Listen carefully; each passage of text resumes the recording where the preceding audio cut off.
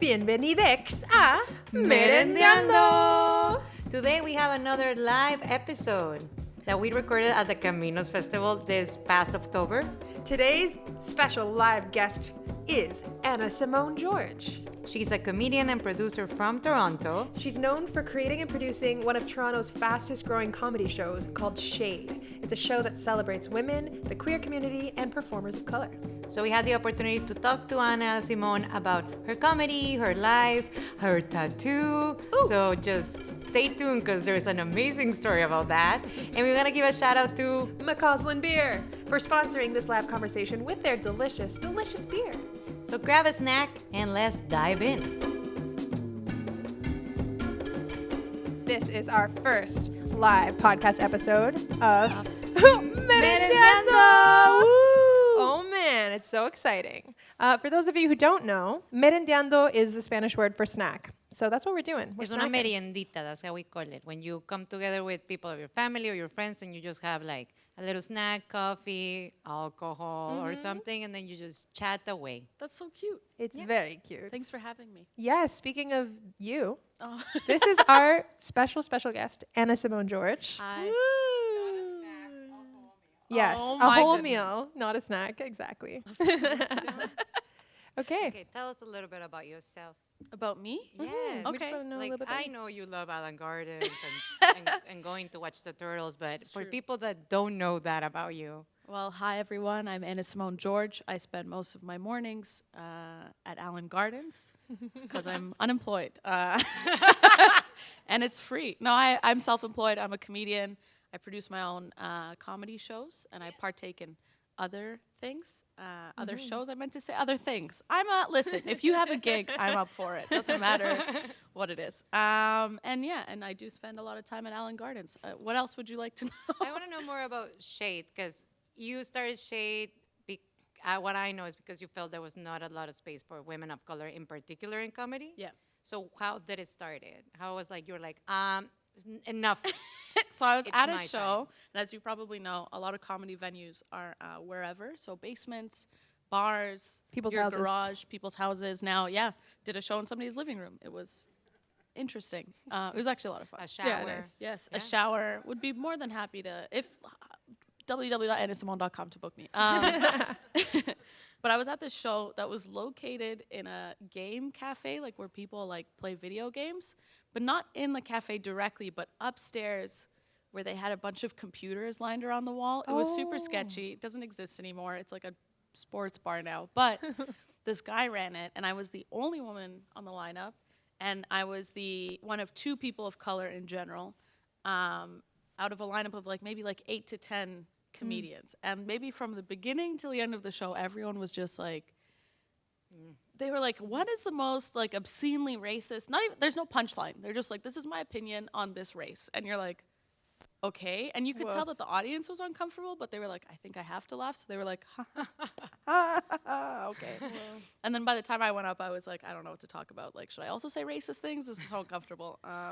Didn't know the theme of the show. I left the show being like, I can't do this anymore. And also, the problem with, I think, not the problem with being a woman. The problem with the comedy scene is they expect you to grind and go to open mics and kiss up to producers. And I was like, first of all, I don't have time for that. And also, I'm not going to kiss up to you for a drink ticket. So Yeah. I'm a little too sassy for this. So I just started my own show, and then it worked. And I was like, oh, I guess I'm doing this now. Totally. So yeah. Yeah, and now Shade is a super successful, I would say, Thank a you. comedy show Thank you featuring so all much. POC people and a lot of femmes and a lot of women. So it's Thank super, you. super great. Thank you so much. And I also just wanted to say, I think Shade is also known in the community as a safe and a trustworthy space for POC people, for people of color and queer people, which is really, really special. So I'm Thank just you. wondering, how do you hold that? How do you do that? How have you done that? Oh my God, that's a great question. Well, before we sat together, we were discussing that I've been on edibles all week, so that's how I do it. That's Drugs, These are got all it. edibles, oh, thank actually. goodness. Medicine. It's a lot of work. I think at first, when I first did the show, I was like, oh, sick. Like maybe 5 of my friends will show up and I'll never have to do this again. And then 100 people showed up and I was like, oh, shit. So then the set, which I'm so grateful for. I'm not like, oh, man. Right. I get to do what I love. Ugh, disgusting. But then when the second one also sold out, I was like, oh, shit, like this is the real deal. Also, can I swear on this? Yeah, go for it. Perfect. Okay, that's all I've been doing anyways. And then the 4th one and the 5th, like they all just continued to sell out. And I like to gaslight myself. So like for the first like 5 months, I was like, it's just luck. These people are just bored on these specific nights and they just happen to show up for this show. And I just didn't believe that it was this thing that I had created. So now my momentum is the audience. So the fact that like you, for example, are like, it's known for it being like a safe space and stuff, that's what keeps me going. Because also 3 years into producing this show, a lot of shows are still the same. Like it's still the same lineup of like all dudes or the same lineup of all straight people or just like this same idea that like we don't deserve space. And then when we did create our own spaces, because more shows like this exist or have existed, but then they say like, oh, well, like how come we can't be on this show or whatever? And it's like, do you want us or do you not want us? Like, I don't understand. So that's kind of what keeps me going. And also I don't have another plan. So I just hope that this works. Okay, because Because tell us about when you quit your job to just do Oh, this. okay. Yeah. Well, almost a year ago, I've been doing this a year full time. And what led me to quit my job was that I was working at a call center. So if anyone's ever worked at a call center, you Wanna know- die. Yeah, you want to die. So there was one day where I have a temper, and not a lot of people know that, but I don't like to engage in confrontation. So one day I got up and I texted my manager because I lived across the street from my job. And I said, I'm going home. Otherwise, people's feelings are going to get hurt. I'll talk to you tomorrow. And it was just over something like so minute. Like somebody probably called me and I was like, no, and that was it. So I left and I came in the next day and I was like, I hate this so much. And also because a few weeks before that, I had seen Beyonce live. It was actually Beyonce and Jay-Z, but he doesn't matter. So it was Beyonce. And then I saw a movie called Sorry to Bother You, which was about working a call center. Right. And then in the end, the movie gets weird and they start fucking horses or something. But in the beginning of that, it was about a call center. And I was like, I relate to this so much. When we got to the end, I was like, I'm not sure what this is about. right. But so that led me. And then I was published in Fashion Magazine. And like when you're on set for something where they're like doing your hair and makeup, you're like, I don't need a job. I don't need, Right. and they didn't pay me for that. But I was like, I'm so happy to be here, you know? And then I came into work and I was like, I don't need this. Like if I focused the energy that I spend at work into what I already do pretty good, it could probably be great. And then I quit, and then my mom moved in with me. It kind of all happened at the same time. Like, had she not lived with me, I probably wouldn't have quit my job. So it's a blessing in disguise, but I did have to Things happen. share 300 square feet of open space with my mom. I'm 25. You can see how that is alarming. But a year has gone now. I'm not dead, so Yeah. still doing it. Yeah. Still doing it. Yeah. So now you're doing comedy full time. Yep. And also, Yeah. besides Shade, you have other shows. So Yes. you produce how many shows at this point? So a month, I produce 2 shows a month, and then sometimes I do this thing where if I'm feeling, bored, I'm like, what? Let's do a pop-up show. And then people are like, can you just take a break? And I'm like, I need money. What is So- a wine show you do? Oh, yes. Okay, so this is, the cool thing about comedy is that it takes you into so many different careers, and I don't say no to anything. Well, I say no, well, that's not true. I say no, but boundaries, if something no sounds boundaries. cool, like I say yes.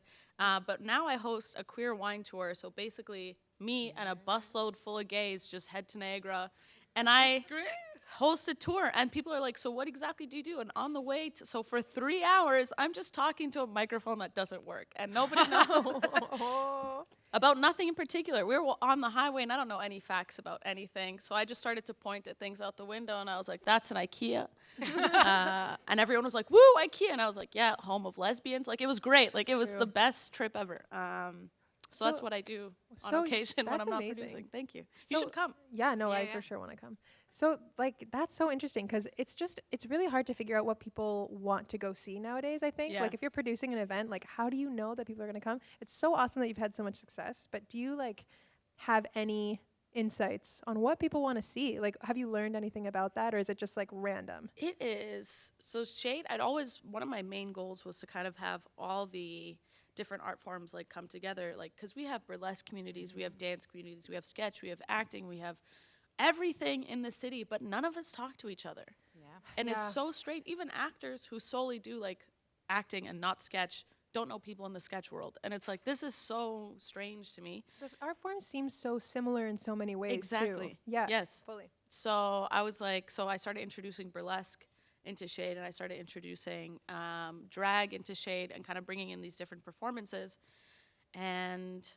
But I still don't know till this day, like, what people want. Yeah. I know that they just want to have a good time without feeling attacked. So I just tell people, like, don't be racist. Right. And please do a good job. That's right. It. Yeah.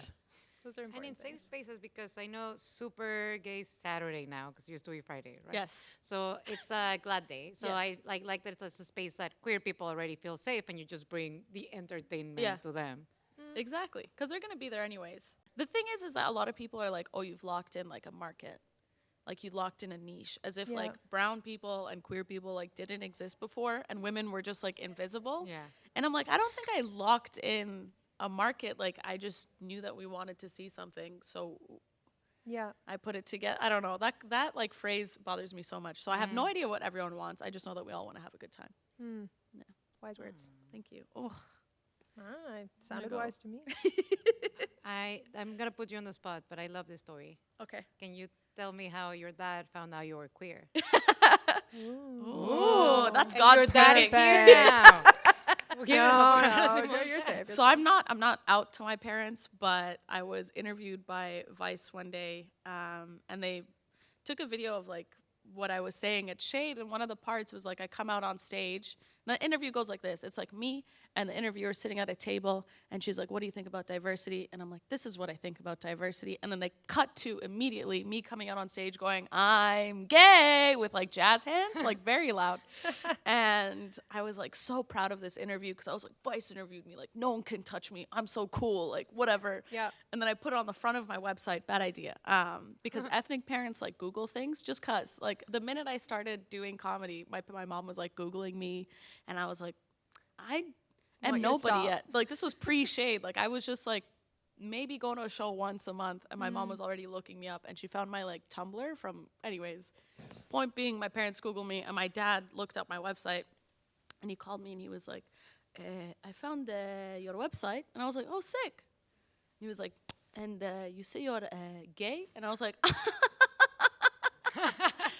you're so funny. And the thing is that you can't admit this kind of stuff to you can't admit any, like even if I was murdering somebody, I couldn't admit to murdering them. Even if they witnessed the murder, I would just have to be like, crazy that you see me here with a knife in my hand stabbing this person. It's not me, because they already know the answer. But if you admit to it, it makes it worse. Like it's like they've caught you in a trap, and you're like, but I know, and you know that it makes no sense. It's complicated. So you just gotta deny. Yeah. And I, till this day, still deny. And I'm pretty sure he knows, because he'll call me like out of the blue and be like, I had a dream What? that you were married. And I'm like, what? And he's like, to a man? And I'm like, and you had 2 kids. I'm like, okay, Baba. Like, Oh, we get it. Goodbye. Yeah. That's it. That was basically the conversation. Aw. Yeah. Yeah. wow. So I feel like they know. Also, I'm bisexual, so it's kind of like, why open the can of worms that they're definitely not going to understand? They're going to be like, oh, but you can date men? And it's like, yeah. And they're like, so why don't you? And I'm like, have you seen them?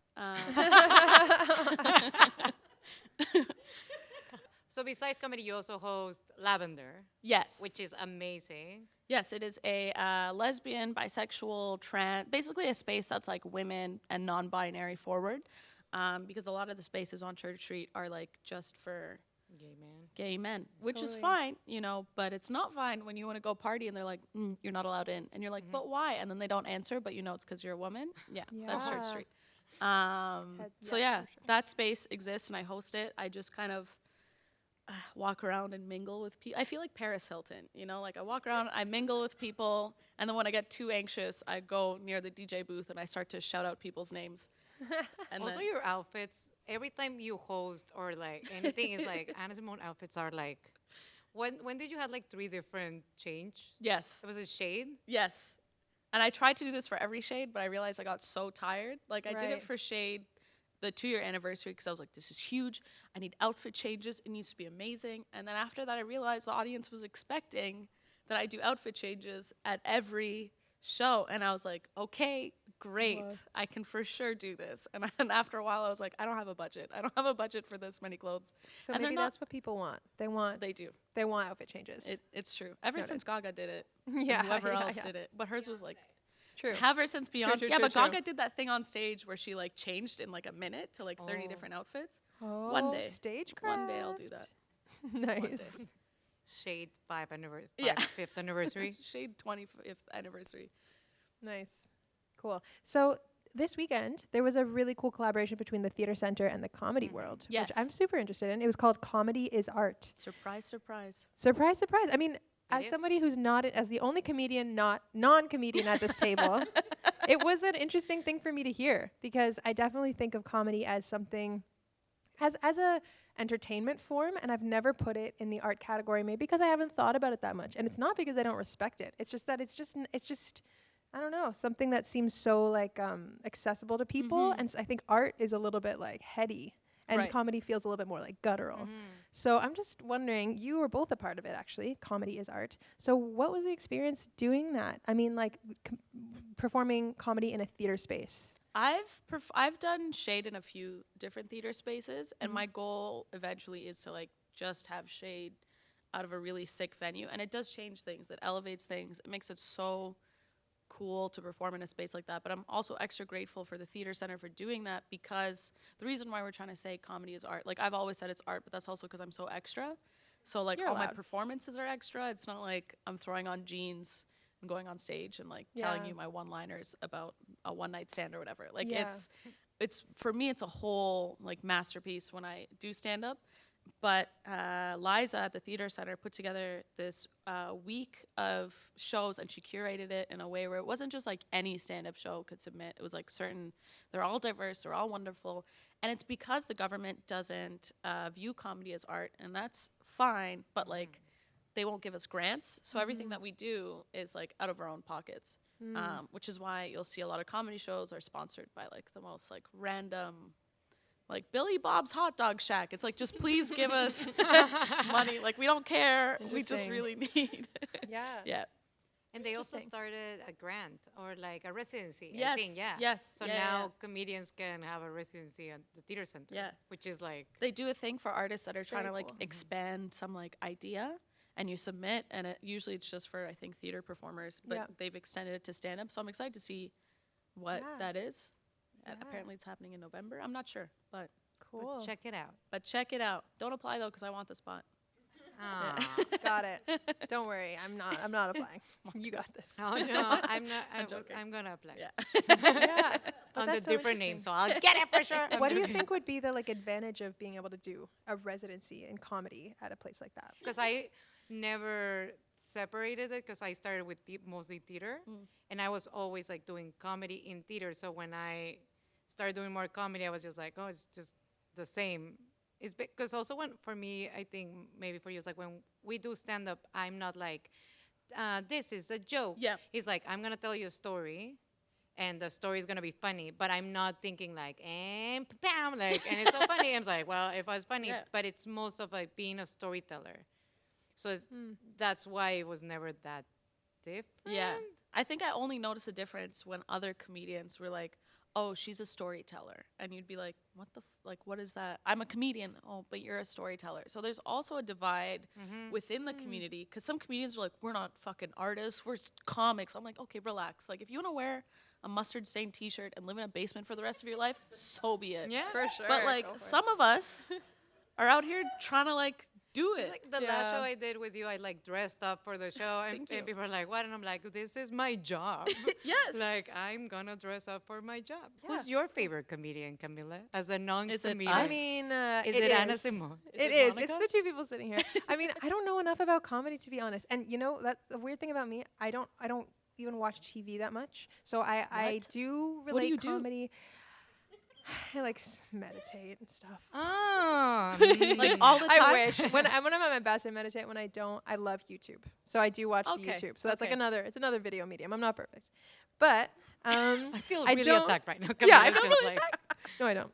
But yeah, I don't know the comedy world that well, but I do know that a big thing that like a lot of people might know is that Nanette Netflix special that I bet a lot of people have watched. Some people have watched. I watched it and I was like, okay. Okay. Like it made a lot of people be like, emotional, this is life changing. And I was like, and I'm like, I've seen people done that Yeah. a bunch of times in the city. and I don't know if it's because like I find it very difficult to watch comedy shows because before I'd watch it and be like, oh, this is comedy, so funny, haha. Now I watch it with a critical eye, like, right. Okay, but like, why did you do that? Or like, ooh, that's a choice. Like, it's not fun anymore. I watch comedy with the ESL mind, and I get the joke 2 minutes after. I'm always like, ha ha ha ha ha, and people are like, what's happening? I'm like, I translated it, and it was pretty funny in my language too. Yes. I got it. I also find that a lot of like North American comedy is very centered around like pop culture and stuff. Yeah. And it's something like I don't know if that's because like my parents are from another country, so like pop culture references came to me like very late. Right. Like everyone was talking about it like as a teenager, and I was like, I'm not allowed to watch Family Guy. Like that's not allowed in this Christian household. So I don't know. That's what our jokes are mostly about. Jesus. Amen. Yeah. Are they? They're mostly no. That's my almost opening lineup. I always say is like, I'm here to talk to you about Jesus, and people are like, ha ha ha, and I'm like, no joke. I for sure gonna talk about Jesus for the next 10 minutes. Mine's the opposite. Mine is the opposite of Jesus. It's So Satan. if you're- It's if just there's anyone Satan. here interested in listening to Jesus, go to Monica. If you're Yeah. a heathen, You have your choice there. I did watch a couple of videos of your stuff. where And, you're the second person to say this, and I'm like, I took all my clips down. Woof, the internet is Your a scary dad place. did a website for you. My daughter. But I saw a clip about you talking about your parents and about your family. So is that something that brings you laughter? Like why It- why do you my choose that parents subject? are just so like I love them so much, and they're such a source of my entertainment. Because growing up, and I can't speak for all like children of immigrants, but like just the language barrier too. Because like I grew up learning English, but also learning Arabic just by listening, and then listening to my parents' version of English, and then like going to school and just combining it all. And also, both my parents speak two different dialects of Arabic, so Sudanese and Egyptian. But growing up, I didn't know the difference. Yeah. So I spoke both, and then Yeah. I would go to church, and the Sudanese people and the Egyptians would be like, "What the fuck are you saying?" And I'm like, "I can understand you. Why can't you understand me?" And they're like, "Can you pick a language?" And I'm like, "I don't I understand." don't know how. Yeah. So I think a lot of my comedy is based around them because it's shaped how I move through the world and how I. There's just a lot of things where you're like, "Why are you like this?" And I'm like, I had a very confusing childhood. Right. I was speaking Totally. 7 languages. Totally. And that Yeah. gives you a lot of material for Yes. jokes, I guess. Yeah. Nice. Yeah. 7 languages? No, I only speak. Okay, I was like, oh No. my God. After grade 9 French, I was like, I don't need this. I wish I finished that. Right. I don't understand anything. Well, in this festival, we talk a lot about, Monica and I have been interviewing artists from the festival too for this podcast, and we've been finding that a lot of the pieces, they investigate multiculturalism, multilingualism in their pieces. Like there's many languages kind of layered in together, and it's just accepted in the piece because like when you put on a show, whether it's a comedy show or a theater show, you get to like craft this world for however many minutes. And if you craft a world where there's like many languages spoken and no one's asking questions, like that's it. So that's a lot of what's going on. I've done here. shows where in the middle of a show I'll be like, I don't know what's this word in English. Who speaks Spanish? You? What does this mean? And people are blah, blah, I'm like, that's the joke. Over there. That's the joke. Yeah, Over there for people the are joke. like, for sure. Yeah, sounds great. Like, That's amazing. yeah, because comedies, I don't know. I feel it's like it's the best way to tell stories. I would say it's a storytelling thing. Yeah. And it's so like, all be together in a little room, and people laugh faster because I think they're like predisposed to being like, I'm going to laugh. Right. you're No, like- they go in there ready. They're Yeah. like warming up. Yeah, totally. Yeah. Totally. But I heard this really cool quote that I think would apply to this, which is like, if you learn something by studying it, you need like 3,000 hours or 3,000 repetitions of reading that same thing. But if you learn something by play, you only need it to do it like 300 times before you actually learn it. And I feel like comedy, you're learning stuff by laughing and by Yes. playing. Yeah. And you get to like teach people and maybe enlighten people about your reality, because like your lived reality. And that's just really powerful. It's super cool. Thank you. Yeah. It's interesting too, because even as a performer, like performing in comedy, nothing is, and I think people give some comedians a really hard time because you'll see a comedian one night and it's the only job where you're like figuring stuff as you go. You can write it, but it's different with every audience. It's like wherever you are, the venue also is like, you might have your material and the venue you have, you're like, oh my God, I thought about, or while you wait 2 hours to go, you can think about other 3,000 jokes you can do. Yeah. And sometimes you fail and it's amazing. Yeah, it's I also, love it. it's not like when you're acting, you're like, this is who I am today, this is the character that I am. Yeah. You're going in as yourself. So if you're feeling shitty that day or you're feeling exceptionally great, it changes everything. Yeah. So just keep a balance of constant shittiness and you'll be great at being a comedian. Amazing.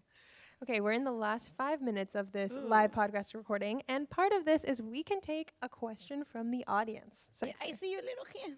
where? Love it. Do you want to come up to the mic and ask it? Anasimone, Yes. my darling. Hello, yes, hi. Hi. Wow, this is really interactive. Yeah, no, I just want to be embracive to. I want to embrace this. I would love to know, in what ways has your background informed your comedy? In what ways has it impeded you? Like my cultural background or like my growing up with my parents? Both, baby. Okay, all right. In what ways has it? Thank you. Cool. So I think this is a very fun question. The cool thing about it is also I grew up like lower middle class, so like not everything was handed to me. But I also grew up as an only child for 7 years when my brother was born. But I was the first girl born in the family, so you learn a lot about this. Well, first there was another one, but she's old now, so I've mattered more. I just want to be accurate in case she hears this. She's like, "Excuse me, what the fuck?" But I learned a lot growing up in terms of. I also grew up in the Coptic Orthodox community, so very Jesus focused. I was in youth group most of my Friday nights, but then during the day I'd go to high school and like pretend like I was just like a cool kid or whatever. Anyways, point is, I feel like I've always lived multiple lives, and like growing up as a girl in this kind of environment, you're not allowed to do things. You're not allowed to speak your mind, but I was always a spicy kid. That's always been me. So I think it's helped me a lot with, I talk about this a lot. I talk about how, and this is a very common subject in comedy, is like, oh, PC culture is ruining this, or like you cancel someone and they're shut out and they can't learn and grow and da-da-da-da-da, cancel culture this, cancel culture that.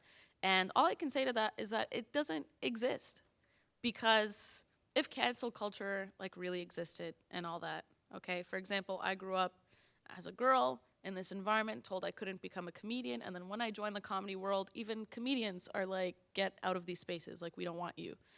But I still found a way to do what I need to do without stepping on everyone. So I think growing up lower middle class and as a woman of color and as a queer person, I learned a lot about adversity, and that's helped me a lot in my career, because I won't take no for an answer, or I know that if this thing isn't happening, or if I get rejected, I got rejected for a reason, and that's fine. Like, everything happens for a reason.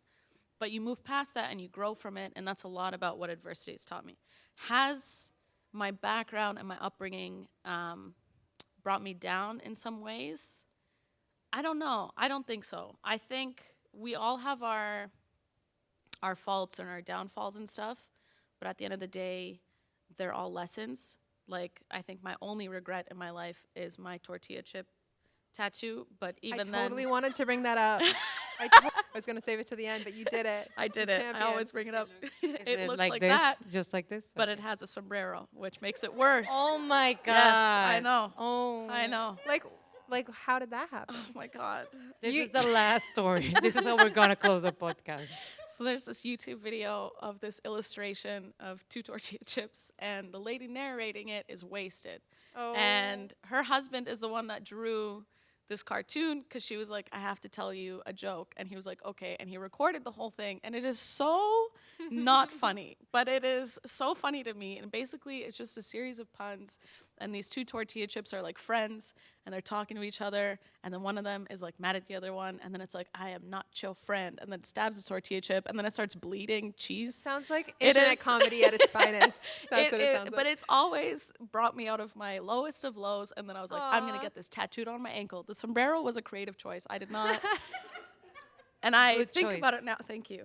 I think about it now, and I'm like, why did I do that? And it's so big, and it's on my ankle. And part of me is like, get it covered up. This is gonna come eat you in the bum.